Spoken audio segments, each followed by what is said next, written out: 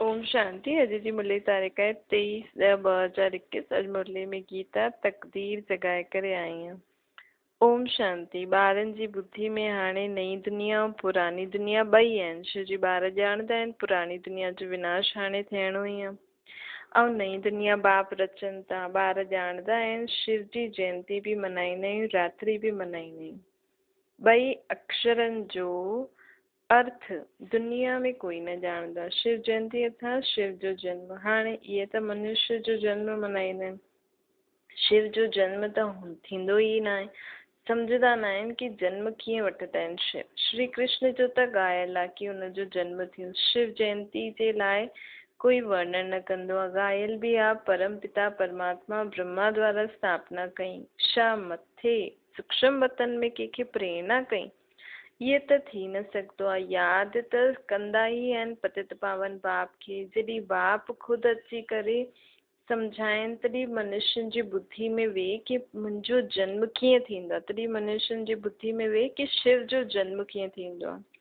शिव जो जन्म दिव्य अलौकिक आहे। शिव गर्भ खां जन्म न वठंदो आहे। शिव ब्रह्मा जे तन में अवतरण थींदो आहे। अलौकिक अवतरण जो खे अलौकिक जन्म जे ॾींहं जे रूप में असां मल्हाईंदा आहियूं। बाबा चईंदा आहिनि जॾहिं लिखल आहे भॻवान वाच्य त ज़रूरु अची करे वाच्य कंदमि न ब्रह्मातन जे द्वारा।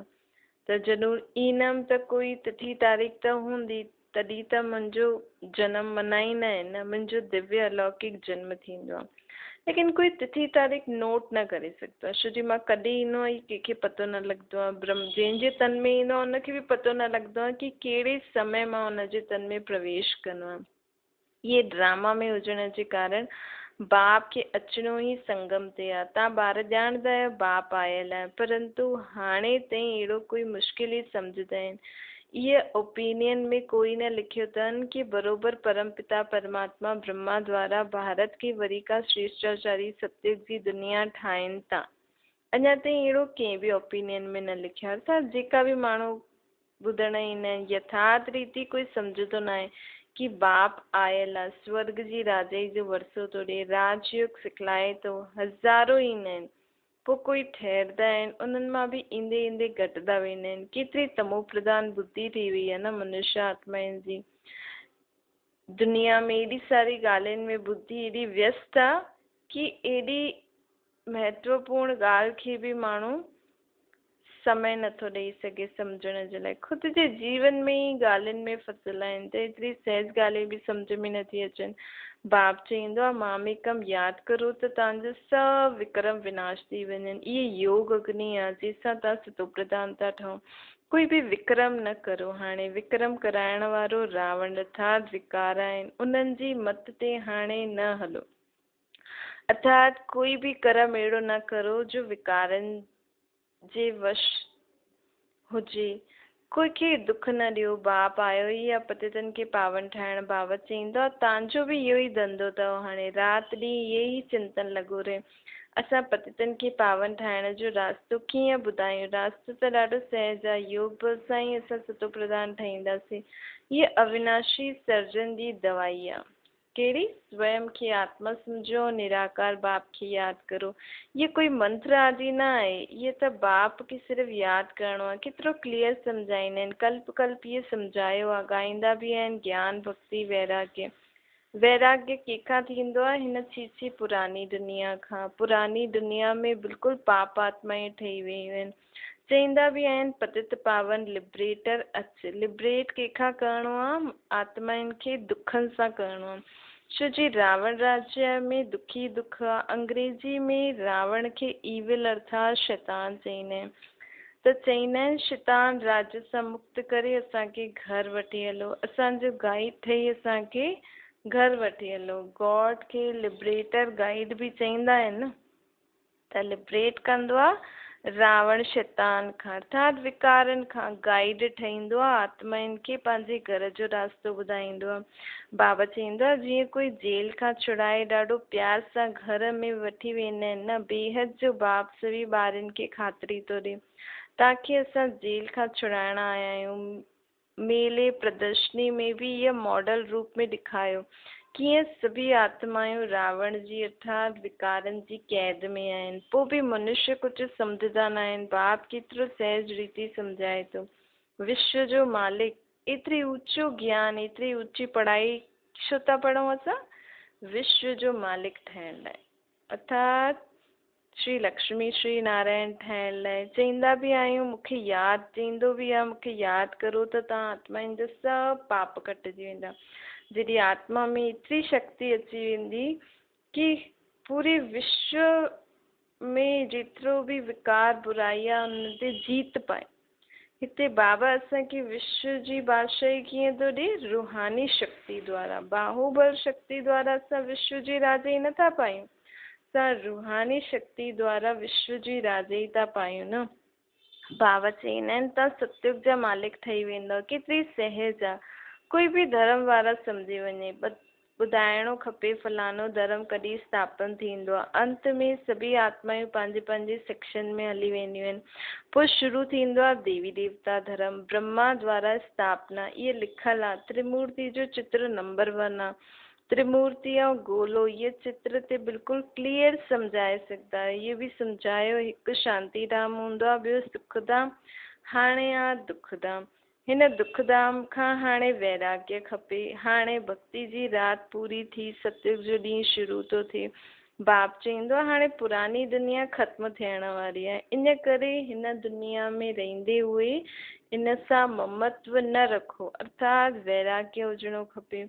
वैराग्य अर्थात सभु कुझु सभिनि सां संबंध निभाईंदे, सभु कुझु चीजुनि खे यूज़ कंदे, खाईंदे पींदे ममत्व न हुजे। जंहिं समय असांजो अंत हुजे, मुंहिंजे आत्मा खे हिन शरीर खे छॾिणो हुजे, तंहिं समय मुंहिंजो कंहिंमें बि मोह न अटकल हुजे। मां आत्मा परमात्मा खे यादि करे आसानी सां पंहिंजो शरीर छॾे छॾां। इनखे चइबो आहे वैराग्य।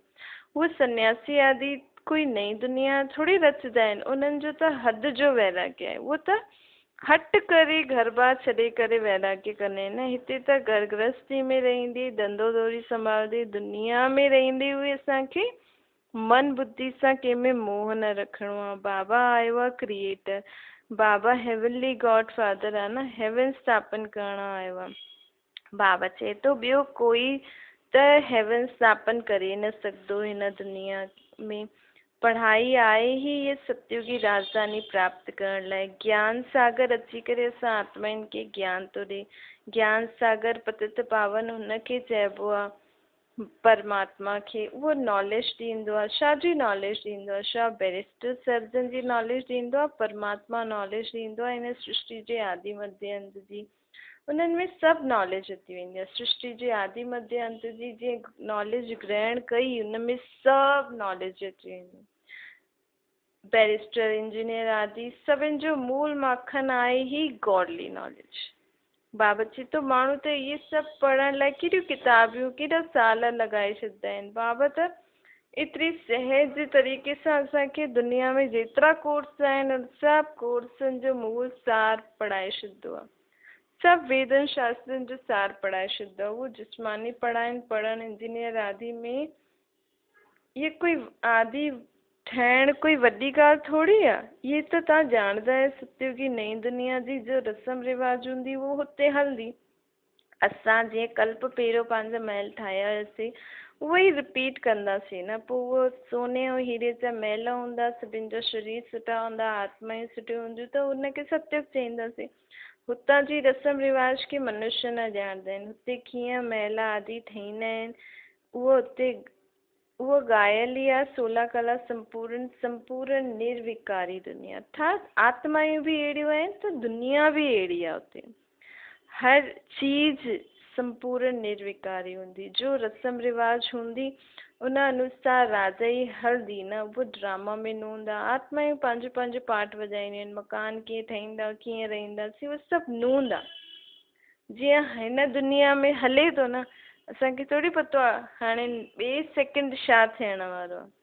ॿिए सेकेंड दुनिया खे कीअं हलणो आहे उन रीति पाण ई हले थी। असां जीअं जीअं समय वधे थो उन रीति सां आत्मा ई स्वयं खे मोल्ड कंदा था वञूं, उन रीति हलंदा था हलूं। त बाबा चए थो हिन रीति दुनिया हलंदी रहंदी आहे। जी पुरानी दुनिया हले थी उहो ई नई दुनिया बि हलंदी। हिते असुर आहियूं, हुते देवता हूंदासीं। असांजी आत्मा बि सुठी हूंदी, असांजी आत्मा बि में बि शक्ति ज्ञान गुण अची वेंदा संपूर्ण बाप समान, ऐं शरीर बि अहिड़ो मिलंदो। शास्त्रनि में इहे ॻाल्हियूं आहिनि। ज्ञान ऐं भक्ति ॻाईंदा बि आहियूं। ब्रह्मा जो ॾींहुं, ब्रह्मा जी राति, ब्रह्मा जो ई नाम वठंदा आहियूं। विष्णु जो छो न वठंदा आहियूं? छो जी विष्णु ब्रह्मा खां पोइ ठहींदो। पहिरियों ब्रह्मा, उहा आत्मा पहिरियों ब्रह्मा जो पाठ वॼाईंदी, नई दुनिया जी स्थापना जे निमित्त बाप परमात्मा जी मददगार ठहींदी। पोइ उहो जॾहिं आत्मा तयारु थींदी त विष्णु जो पाठ वॼाईंदी। पोइ उहा आत्मा जॾहिं पंहिंजे विकारनि में वेंदी तॾहिं खां राति शुरू थींदी। हिते ब्रह्मा जो मूल रोल छो आहे? ब्रह्मा जो ॾींहुं, ब्रह्मा जी राति छो ॻायल आहे? छो जी ब्रह्मा ई निमित्त ठाहींदो आहे न। परमात्मा ब्रह्मा खे ई निमित्त ठाहींदो आहे, अर्थात हुन आत्मा खे निमित्त ठाहींदो आहे। हुनखे पढ़ाईंदो लिखाए, हुनजे द्वारा विश्व जी सर्व आत्माउनि खे बि पढ़ाईंदो आहे, हुनखे बि पढ़ाईंदो आहे। पोइ उहा ई आत्मा जॾहिं विकारनि में वेंदी आहे त हुन आत्मा जे विकारनि में वञण जे कारण पूरी दुनिया में विकारी संप्रदाय शुरू थींदी आहे। त मुख्य जो आत्मा आहे उनजो जॾहिं ॾींहुं शुरू थींदो, जॾहिं ब्रह्मा जी आत्मा निर्विकारी ठही करे पंहिंजी दुनिया स्थापन कंदी आहे, त हुनजे सदके एॾी सारी आत्मा बि हुन दुनिया में वञण जे लाइ लाइक़ु ठहींदियूं आहिनि। ऐं उहा आत्मा जॾहिं विकारी ठहींदी आहे, विकारी सिस्टम में शुरू कंदी आहे पंहिंजो जीवन, त हुनजे कारण ॾाढियूं आत्माउनि जो राति शुरू थींदी आहे।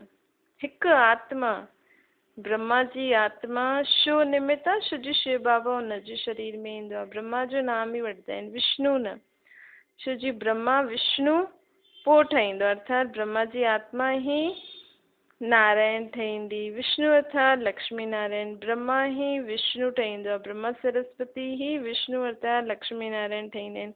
बाबा सम्झाईंदा आहिनि हिन लक्ष्मी नारायण ई 84 जन्मनि खां पोइ हाणे ब्रह्मा सरस्वती ठहिया आहिनि। हाणे मां हिन ई ब्रह्मा द्वारा तव्हां सभिनि खे राजयोग थो सेखारियां। राजयोग जी तपस्या कंदा ई हिते आहियूं, सूक्ष्म वतन में थोड़ी कंदासीं। बाबा चवंदा आहिनि यज्ञ आदि बि हिते ई रचबो आहे। बाप सम्झाईंदा आहिनि ये अंतिम यज्ञ आहे। पोइ सत्य त्रेता में कोई यज्ञ न थींदा। दुनिया में क़िस्म क़िस्म जा यज्ञ रचंदा आहिनि, प्रसाद आदि न थी त यज्ञ रचा। कोई बि दुख ईंदो त यज्ञ रचंदा। सम्झंदा आहिनि यज्ञ सां दुख टलजी वेंदो। इहे त सभिनि खां वॾो यज्ञ आहे। जंहिं ज्ञान यज्ञ खां सारी सृष्टि जा दुख टली वेंदा। हाणे दुनिया में त माण्हू नंढे नंढे दुखनि जे लाइ यज्ञ रचनि था। हाणे परमात्मा अची करे एॾो वॾो यज्ञ रचियो अथई जंहिंसां पूरी दुनिया जा सभु प्रकार जा दुख टलजी वेंदा। इहे राजस्व अश्वमेघ अविनाशी ज्ञान यज्ञ आहे। सभु हिन में स्वाह थींदो। केतिरी सुठी रीति बाबा सम्झाइनि था। दिल्ली में मंडप ठाहिनि, मेलो लॻाए, मेलो कयो अथनि, मंडप ठाहे। इहे बि सुठो आहे। मंडप ठाहिण में कोई देरी थोरी लॻंदी आहे। इहे जो हाल जे लाइ एतिरो हैरान थींदो आहे, थींदा आहियो, इन खां त पंहिंजो पंहिंजो मंडप वठी वठो। नंढे नंढे गांव जे लाइ नंढा नंढा मंडप बि ठाहे सघंदा आहियो। गांव आदि में बत्ती आदि न हुजे त ॾींहं जो प्रदर्शनी करो, पंहिंजे ई सामान हुजे, लोन छो था वठो?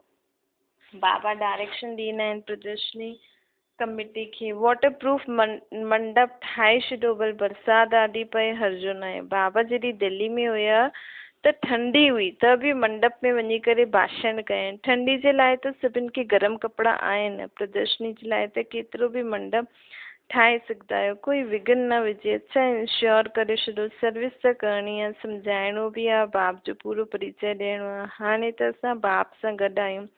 ज्ञान सागर बाप सां असांखे ज्ञान थो मिले। सत्युग में ज्ञान जी दरकार न हूंदी। बाप चवंदा आहिनि मां सदगति जे लाइ आयो आहियां। पोइ रावण जे कारण तव्हांजी दुर्गति थींदी आहे। सदगति दाता मां ही आहियां। केतिरो क्लियर करे सम्झायां थो, परंतु ख़ुदि सम्झंदा न आहिनि। सिर्फ़ु चवंदा आहिनि ये मनुष्य जे लाइ ॾाढो सुठो ज्ञान आहे, बाक़ी ख़ुदि सम्झी उन जे लाइ चवंदा आहिनि की असांखे फुर्सत न आहे। वॾा वॾा माण्हुनि खे बि केतिरो वञी करे सम्झाईंदा आहियूं। सिर्फ़ु इहो सम्झो कि बाप कीअं श्रेष्ठाचारी दुनिया थो ठाहे। श्रेष्ठाचारी ठाहिण वारो बाप ही आहे, उन्हनि जो ई कमु आहे। तॾहिं त हुन बाप खे घड़ी घड़ी यादि कंदा आहियूं, ॻाईंदा बि आहियूं, दुख हरो सुख ॾियो। इहे बि सम्झंदा आहियूं बाप आयो आहे त बलियारी वेंदासीं, श्रीमत ते एक्यूरेट हलणो आहे। बाबा चईंदा आहिनि पोइ बि बाप जी श्रीमत ते हलंदा न आहिनि। भक्ति मार्ग में त चईंदा आहिनि बाबा तव्हां ईंदव त असां तव्हांजे मथां बलियारी वेंदासीं। मनुष्यनि खे त पतो न आहे भॻवानु छा चीज आहे, सर्वव्यापी चई छॾींदा आहिनि। अरे पतित पावन भॻवानु त हिकु ई आहे न, उहो सर्वव्यापी कीअं थींदो। बाबा चईंदा आहिनि पोइ बि सभिनि खे भॻवानु चई छॾींदा आहिनि। भॻवानु कोई नंढो वॾो थोरी आहे। प्रदर्शनी में इहो बि ॾेखारिबो आहे, कोई मांस खाए थो, कोई लड़े थो, त छा भॻवानु सर्वव्यापी आहे। इन्हनि में इहे सभु भॻवान आहे। उन समय मनुष्य ख़ुशि थी करे हली वेंदा आहिनि। हा इहे त सही ॻाल्हि आहे, परंतु ॿाहिरि वेंदा आहिनि त हुतां जी हुतां ई रही वई। हिन जो मतिलबु सिर्फ़ु प्रजा ठही। राजा ठहिण में केतिरो मथो मारणो पवंदो आहे न। हथु सभु खणंदा आहिनि, राजा ठहींदासीं। पोइ 5-7 रोज़ पोइ ॾिसंदा आहियूं कि आहिनि ई न। माया एतिरी ज़बरदस्त आहे कि झटि फसाए छॾंदी आहे। राजधानी स्थापन करण में केतिरी डिफ़िकल्टी आहे न। धर्म स्थापन करण में डिफ़िकल्टी न आहे, हुते कोई असुरनि जो विघ्न थोरी पवंदो आहे। हिते ॿार चईंदा आहिनि कि शादी न कंदासीं त बाप चईंदो शादी त ज़रूरु करणी आहे, शादी बग़ैर दुनिया कीअं हलंदी। अरे शादी न कनि त सुठो आहे न, शादी न कंदासीं त ॿार बि न थींदा, बर्थ कंट्रोल थी वेंदो। बाप सम्झाईंदा आहिनि इहे जो कंदो सो पाईंदो। अॻियां हली करे ॾाढो जल्दी माण्हुनि खे सम्झ में ईंदो, ॾाढो जल्दी बाबा जो ज्ञान वठंदा ऐं सम्झी करे हलंदा। तव्हां ॿार ॼाणंदा आहियो जीअं कल्प पहिरियों स्थापना थी हुई उअं ई थींदी।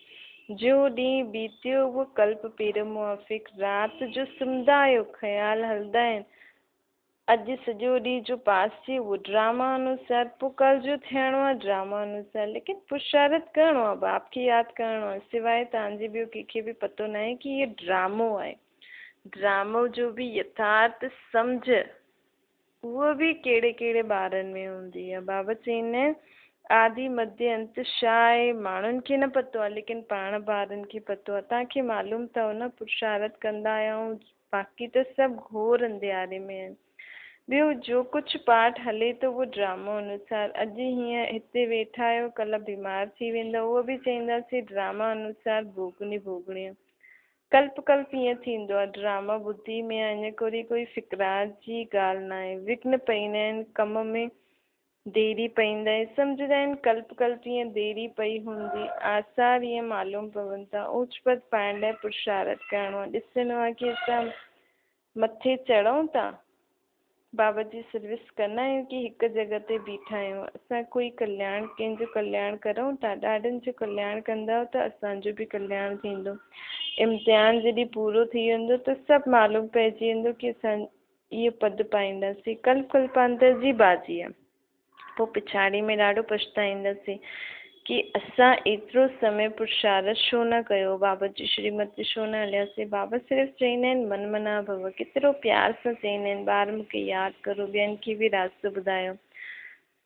बाबा ॿियनि खे बि रास्तो ॿुधाइण जी सर्विस करो, छो न पुरुषार्थ करे ऊच पद पाइणो खपे। उन्हनि खे चइबो आहे सयाना सर्विसेबल ॿार। जो ईअं सोचंदा आहिनि, पढ़ाइण वारा बि सम्झंदा आहिनि कि असां श्रीमत ते नथा हलूं, कंहिंजो कल्याण नथा करूं त ज़रूरु पद बि कम मिलंदो। जेतिरा ॾाढनि खे रास्तो ॿुधाईंदव ओतिरो ऊच पद पाईंदव। पंहिंजे लाइ सर्विस करणी आहे, जो कंदो सो पाईंदो। त पुरुषार्थ करिणो खपे कि असां छो न सर्विस करूं। किथे प्रदर्शनी हुजे त उते हाफ पे ते बि वञी करे सर्विस करूं। कोई त फुल पे बि छॾे करे सर्विस कंदा आहिनि। बाबा चईंदा आहिनि अहिड़े ॿारनि खे बाबा चईंदा आहिनि ॿारनि जे लाइ कुझु खपेव त मोकिलियो, शरीर निर्वाह त खपे न। 1000 में बि शरीर निर्वाह थी सघंदो आहे, 10 रुपए में बि थी सघंदो आहे। पैसा कोई वटि आहिनि त ॾाढो लाखों रुपए बि ख़र्चु थींदो आहे। बाबा त चईंदो आहे भल तव्हां घास काटंदा आहियो त बि बाबा खे यादि करो त 21 जन्मनि जे लाइ स्वर्ग जो मालिक ठही वेंदो। छा ओम शांति वरदान आहे। सर्विस व पुरुषार्थ में सफलता प्राप्त करण वारा डबल ताजदारी ठहो। संगम युक्ति सदा स्वयं खे डबल ताजदारी सम्झी करे हलो। हिकु लाइट अर्थात प्योरिटी ताज।